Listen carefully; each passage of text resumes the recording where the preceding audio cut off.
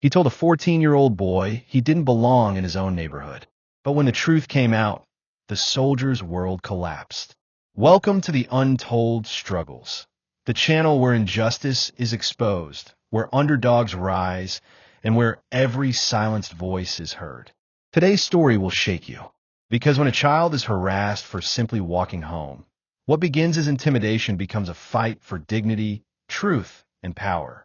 Stay with us until the very end, because the tables are about to turn in a way no one expected. If you stand for justice, make sure you watch closely, and don't forget to subscribe. It was late afternoon in Willow Creek, a quiet suburban neighborhood. 14-year-old Jamal Thompson carried his basketball under one arm, sweat still on his forehead from a game at the park. He'd lived here for 5 years with his mom, a nurse who worked long hours at the local hospital. But to him, it never felt like home. Not because of the house, but because of the stairs. As he rounded the corner, Jamal heard a voice boom behind him. "Hey, you don't belong here." Jamal froze. Standing across the sidewalk was Sergeant Paul Whitaker, a white soldier just back from deployment, wearing his fatigues even though he wasn't on duty. His presence was intimidating, tall, broad, and radiating authority. Jamal shifted his backpack nervously. "I live here, sir." Whitaker narrowed his eyes. "Don't lie to me, boy. I've seen you hanging around. Where's your ID?" Whitaker stepped closer, towering over Jamal. His voice grew harsh. "People like you come here to case houses. I'm not letting that happen in my neighborhood." I just came from the park," Jamal stammered. His hands shook, clutching his basketball tighter. Neighbors peeked through blinds as the tension rose. One woman muttered, "That's Mrs. Thompson's son," but didn't step outside. Whitaker shoved Jamal's shoulder. "Don't talk back. You want me to call the MPs? You think anyone's going to believe you over me?" The words stung more than the shove. Jamal's chest tightened with fear and rage. "I live here," he whispered, his voice breaking. "You don't get to tell me I don't." Whitaker pulled out his phone, holding it like a weapon. "Smile for the camera," he sneered. "Next time something goes missing, we'll know who to blame." Jamal's eyes watered. The humiliation of being treated like a criminal for simply existing was unbearable.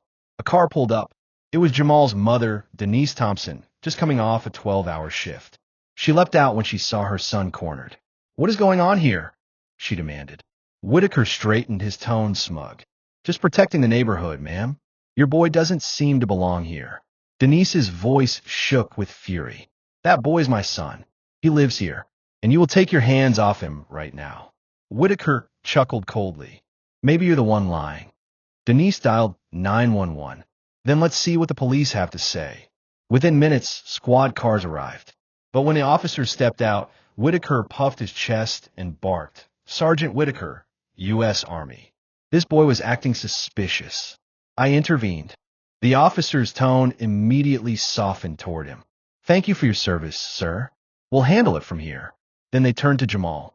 "Son, do you have proof you live here?" Jamal's voice cracked. "Why do I have to prove where I live? He's the one harassing me." But the officers dismissed him.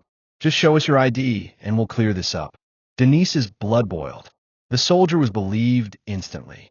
Her son doubted. Word spread fast. A neighbor had filmed everything from her window. Whitaker's shove, his mocking words, the officers treating Jamal like a suspect. She uploaded the video with the caption, "14-year-old harassed by soldier in his own neighborhood." By morning, it had millions of views. Hashtags trended. Hashtag justice for Jamal. Denise held her son's hand tightly. "They're not going to bury this. We're fighting back." If you think Jamal deserves justice and that no child should be treated like a suspect in their own home, hit that subscribe button right now. Because what happens next will shock you. The soldier thought he was untouchable, but he was wrong. Whitaker doubled down, giving interviews where he painted Jamal as a suspicious teen wandering where he didn't belong. But then, the neighbor's video aired on national television. The shove, the sneer, the arrogance. Public outrage exploded. Veterans themselves condemned him. One retired colonel tweeted, "Wearing the uniform doesn't give you the right to abuse civilians, especially a child." Whitaker's reputation began to crumble. Denise filed charges of harassment and assault. The courtroom was packed with reporters, activists, and neighbors. Jamal sat nervously beside his mother. For the first time, Whitaker wasn't swaggering. His attorney spoke instead, arguing. My client was protecting the community. He had reasonable suspicion, but Denise rose to speak. Her voice was fire. My son is 14 years old. His only crime was having black skin in a neighborhood that still clings to prejudice. That man shoved him, mocked him, and treated him like he didn't belong in the very place he calls home. If this is reasonable suspicion, then no black child in America is safe. Gasps rippled through the courtroom. The jury deliberated for just 3 hours. Guilty, the foreman announced. Whitaker was convicted of harassment and assault. His military base opened an investigation into his conduct. Denise hugged Jamal, whispering, "You stood tall, baby. You showed them your dignity." The courtroom erupted in applause. Justice had been served, at least for now. Reporters swarmed outside. Jamal, still trembling but finding his voice, faced the cameras. No one should be told they don't belong in their own home. I'm just a kid who wanted to play basketball. But if my story helps stop this from happening to someone else, then it was worth it. His words spread across social media like wildfire. And for the first time, Jamal felt seen. That night, Denise tucked Jamal in a bed. For the first time in days, he smiled faintly. But as she walked back to the living room, her phone buzzed. A new message appeared. "You think you won? This is only the beginning." Denise's heart pounded. She glanced toward her son's room, her protective instincts roaring to life. The fight wasn't over. The next morning, when Denise drove Jamal to school, neighbors stared. Some with sympathy, others with coldness. One man muttered loud enough for her to hear. "They ruined a soldier's life." For what? A kid's feelings? Denise clenched the wheel. Jamal heard it too. "Mom," he whispered, "why do they hate us so much?" She swallowed hard, forcing strength into her voice. "Because truth scares people who are used to getting away with lies." "But you hold your head high, Jamal. We didn't do anything wrong." 2 nights later, Denise woke to a loud thud. Someone had thrown a brick through their living room window. Attached was a note. "Go back where you belong." Her knees nearly buckled. Jamal ran out of his room, terrified. "Mom, what was that?" She pulled him into her arms. "It's okay, baby. We'll get through this." But inside, she was shaking. The next day at court, Whitaker's lawyer appealed the conviction, claiming bias against veterans. Outside the courthouse, a small crowd of Whitaker's supporters rallied with signs. "Protect our soldiers. Jamal Lit." This was a witch hunt. Denise and Jamal walked past them, heads high, but the jeers cut deep. One woman spat at their feet. "You destroyed a good man's career." Denise locked eyes with her. A good man doesn't shove a child for walking home. The cameras caught it, and the moment went viral again. At Jamal's school, things got worse.